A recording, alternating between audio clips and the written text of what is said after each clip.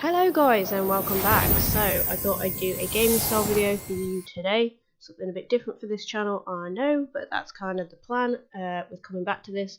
And today we're going to be talking about Spyro. We're going to be talking about my 10 favourite levels on Spyro.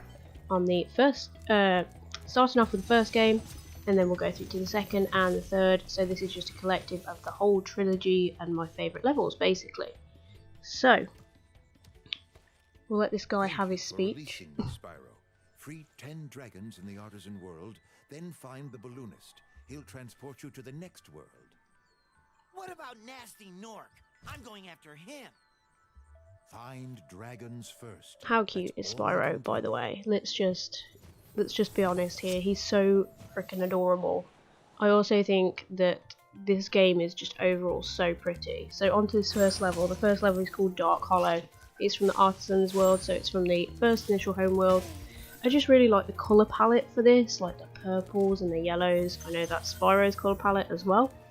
I don't know whether that's a conscious thing or not, but I think it's real pretty. I love the grass textures just across the board in this series of games. I think they did a great job with it. It's, you know, compared to what we were working with before. I never really played that much Spyro before. I used to go and play it around with friends because we didn't have it. So I've only played probably like the first home world, if that. So yeah, I just really like the colours on this level. I just think it's really pretty. I love the nighttime setting as well. It's a little bit different when you come from the home world, which is like bright blue skies and clearly daytime, and you know, it's a very different look, and I do like it.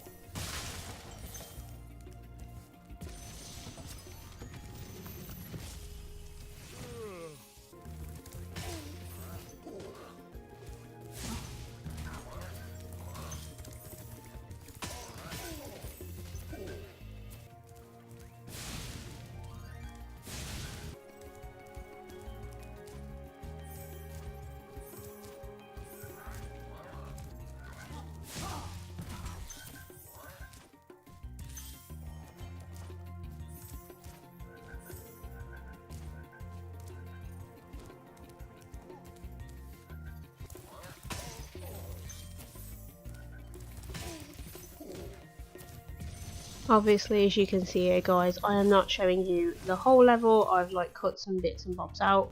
Onto the second level, which is actually our Peacemaker's homeworld, I believe, and it is called Terrace Village. And Leo, my partner, was like, why do you like this level?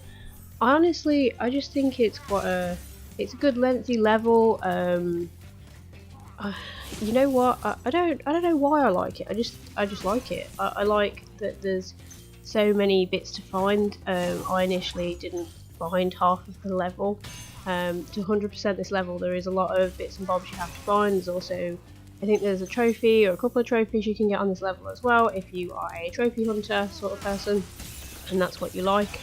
These enemies here, these ones you have to charge, they are a bit annoying, given I will, you know, that's pretty fair. These kids and these bloody metal shells, whatever they are, a bit annoying, but overall, I do really like this level. I really like the Peacemaker's homeworld in just across the board. There's sorry, I have like a raging cold at the minute, so this is not going to sound at my best, but I'm trying.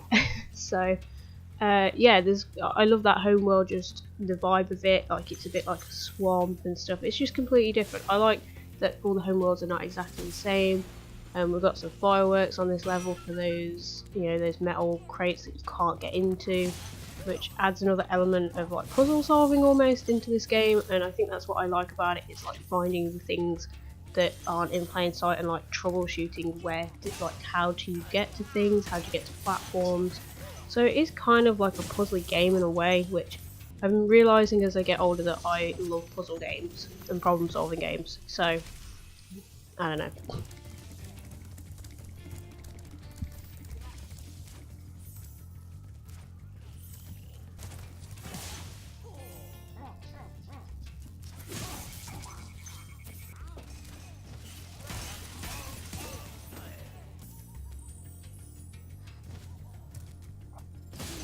So guys, we are on to number 3, and number 3 is actually Treetops, which again is from the Peacemaker's world, homeworld.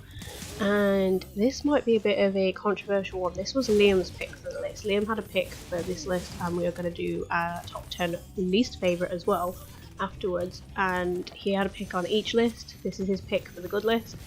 We spent so long on this level when we first played this game. Like, we got so annoyed, so stuck on this level, as did most people, because we'd never played it before, so we totally got stuck, didn't know what to do, how to get to anywhere. We did end up looking at some playthrough guides. Thank you IGN for your foolproof guides, amazing. But we ended up using quite a few of them, and we did eventually get this level done. I think Liam just thinks it's a really pretty level. He likes that it's not the easiest level to complete, and I think once you've got the knack of it and you know exactly what to do, it's actually really easy.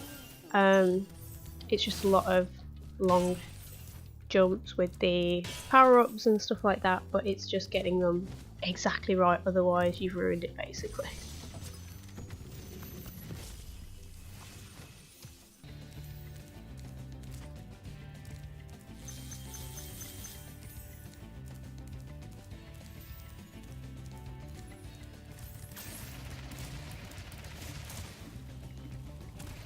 Here we go, this is the big jump, this is the one. This is the one that we could not figure out at all the first time round, and on this particular occasion Liam actually played this level and he did it first time, so kudos to him. Great work.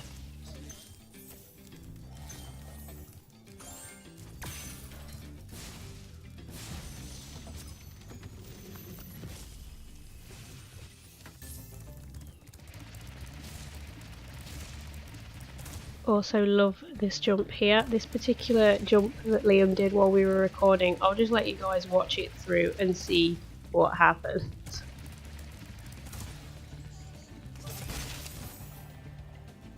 Yes, that is right. He completely went over the island and departed. But anyway, on to our next, which is actually the homeworld of the second game, which is Summer Forest. Sorry everyone, dying over here really bad. So this is the first homeworld of the second game. I'll be honest, I had to pick 2 homeworlds from the second game, not because the levels are crap, but just because the homeworlds I think are so beautiful on like the second game. I don't know what it is, but these homeworlds on the second game are phenomenal. I absolutely think they are just so nice, like so much really nice like downtime in the game. Like, I know it's not a very stressful game and the enemies aren't hard, but you know, it's just like nice to just amble around, collect all the gems, get the orbs. And I also really like the music that they have put over this homeworld and the next homeworld, which we'll go on to after. The music for this, it's like, you know, like when you go to a spa and they play like relaxing music. I feel like they took music from like something like that. But yeah, just really, it's really nice. I like that there's a mixture of water in this one as well, which adds like the element of like finding half the levels.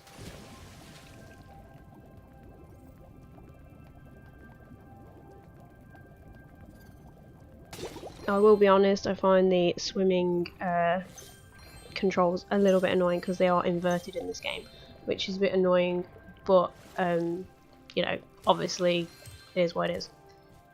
It's not too much of a pain on this homeworld that it makes me hate this whole homeworld. So and there's a lot to explore on this homeworld. Like, if you don't find that bit underwater, you'll be missing half of it. You won't, you know, you will eventually find it, but you know, half of it is in this other section here that you have to swim to. And there's a few cheeky orbs hidden around this sort of area as well. I won't give you like the locations of the orbs because, well, if you like, I can go through and do that, but I would rather do that as a separate video. Here's one cheeky one for you though.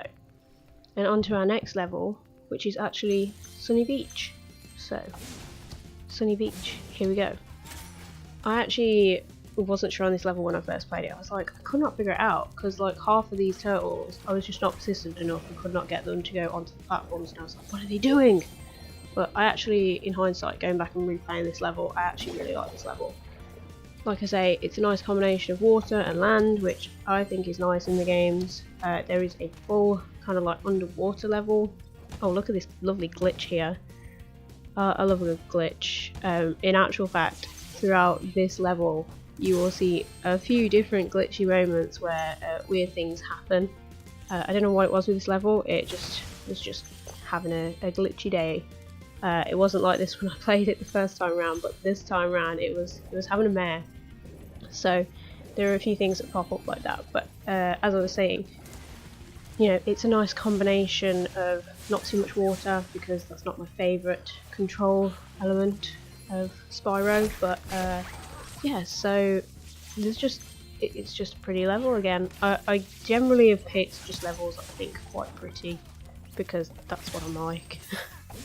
I don't think either of the, because in the second game there are extra kind of challenges, like side quests sort of things. Oh, look at that turtle is stuck up there. Hey buddy, what are you doing up there? He's just staying there. Okay, you stay there. So that was one of the other glitchy moments that happened. Look at him, he's still there. So the kind of side quests you get on this level as well aren't overly difficult. They're pretty doable. So I will show you a little bit of those in a minute, because just so you guys can see what they're like.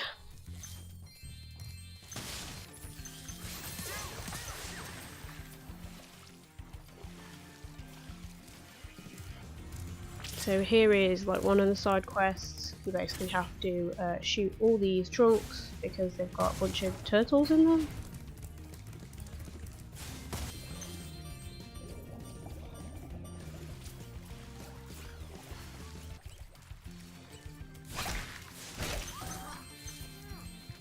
And this is the next one, which is actually, there's another glitchy moment for you guys. So we've had 3 there in this one level. This is actually like where you have to save these turtles, and this one's a little bit annoying just because they are so stupid and they almost want to get cooked, is generally what they do. So, and they are really hard to charge. If you come at them ever so slightly wrong, you'll just miss them. So that's that. Now we are on to Autumn Plains, which is the second homeworld I was on about earlier on the second game.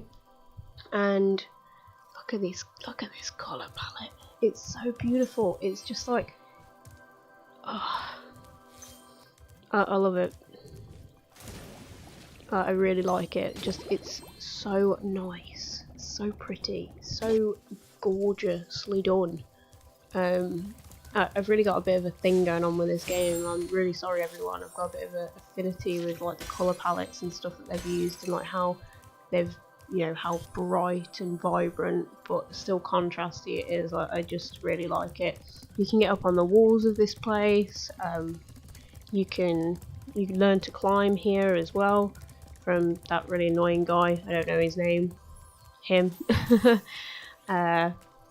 Also, can we take a moment to just listen to the sound of Spyro climbing? Because it is honestly, I don't know, it's like someone like tapping their nails.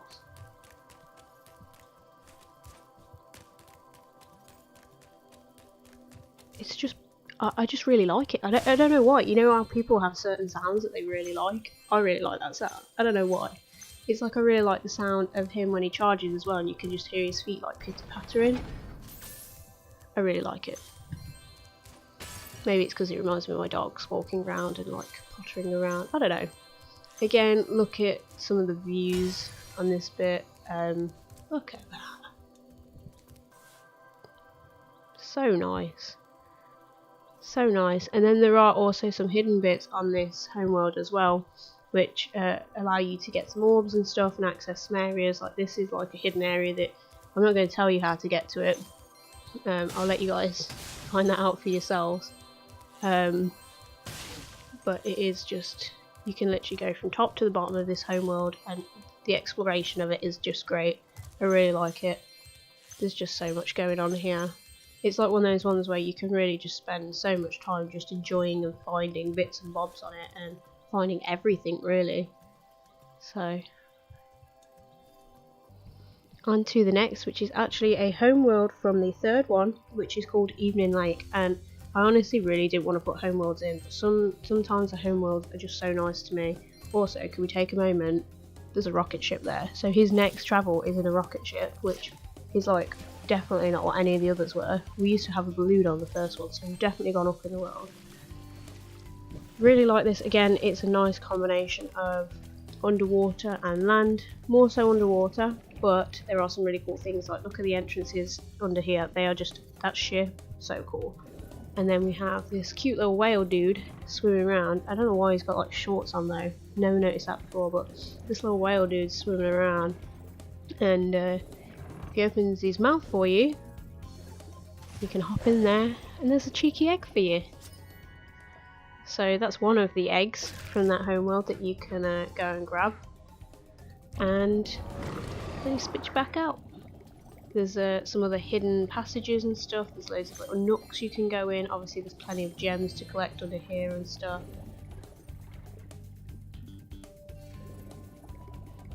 Again, colour palette's really nice. The blues and the greens work really nice. A little bit of orange in there, which always works beautifully with blue. Got a cheeky power up here to get to another egg. And I'm not trying to give you all the egg locations, by the way, there are like some that I haven't. Now on to this next one, which is from that previous homeworld, from Evening Lake, and this is called Frozen Altars. This is a really nice level to me. Again, we've got this purpley, orangey colour palette going on, which is my jam, if you hadn't gathered.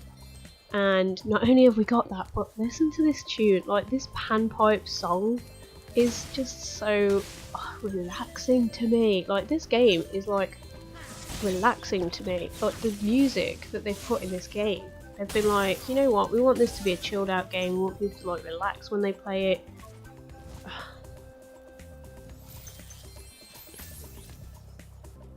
I honestly, because I never played this third one back in the day, so I don't know what the old one was like or what even the music was like, but I know that I love a lot of the music on this game. So just like really just like inoffensive. You know how some music's just like, it kind of, it creates a different mood. Like a lot of people try and create a tense mood with music and horror games and stuff, whereas this is just like mega chilled.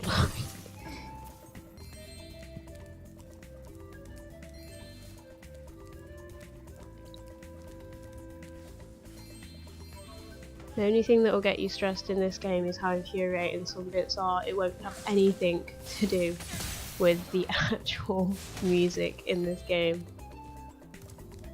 The extra levels on this as well, I believe one's like an ice skating one, I think, and that one is a boxing one with the Yeti. Would also like to note that the Yeti is my favourite of the playable characters in this third one, followed by Sheila. My least favourite is the bird. Now on to our second to last, which is Crystal Islands, which, can you tell why I like it? Do you want to take a guess why I like it? The colours. I love how there's so many in this though, like, you know, they've chucked every colour in pretty much. I love the neons, those blue dog things are pretty cute too. It's just, I have to say as well, I'm editing this on an Alienware laptop, and the colours, because it's a 4K screen, the colours and everything on it just looks so amazing, looks so much nicer than on my telly, which is kind of sad. But got a little bit of underwater section here as well. Also, going back to what I was saying about the playable characters earlier, I'd like you guys in the comments to let me know if you played this, which of your playable characters is your favourite and your least favourite, because that bird guy, he's just, he's such hard work, and every time I try and play as him, like, my camera like glitches out and ends up like underneath him or inside him. It's so strange. So strange. I just can't with him. Sorry mate, I just can't. Look at this guy. Oh, he fell to his death horribly there. These like, are they beavers? I think they're like beavers. They look kind of like beaver dog, I don't know, bat things.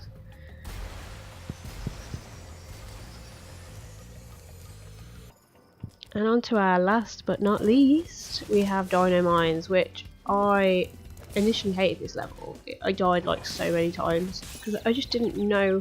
I was like, how am I supposed to run up to these guys and get them quick enough? So I was like moseying on up to them instead of like actually like charging at them and then flaming. So I was a bit slow off the mark like there and getting absolutely annihilated again. But I do like the character design with these dinosaurs, it's pretty cool. These guys are hella annoying, but yeah, it's completely different setting, and I think this level is like one on its own compared to the rest in the game. It's completely different, but I do like that they've got so many levels that are completely different. I also don't mind some of the missions on this, like this one here, which is like a rail shooter with this monkey. I can't remember the monkey's name. But yeah, so I think this is pretty fun. It's not too difficult, but it's you know, it's something a little different because obviously we're not used to static shooting or firing in this game, so it kind of changed it up a bit, which I think is what all the playable characters were there for. And some of them are a bit hard work, some of them are not so much. They all have their advantages and disadvantages, that's for sure. Like I'd just rather stick with Spyro personally. But so guys, that's it from me, and I hope you enjoyed this video. I will see you soon with another one. Might be something very similar again, but until then, I will see you soon, and goodbye for now.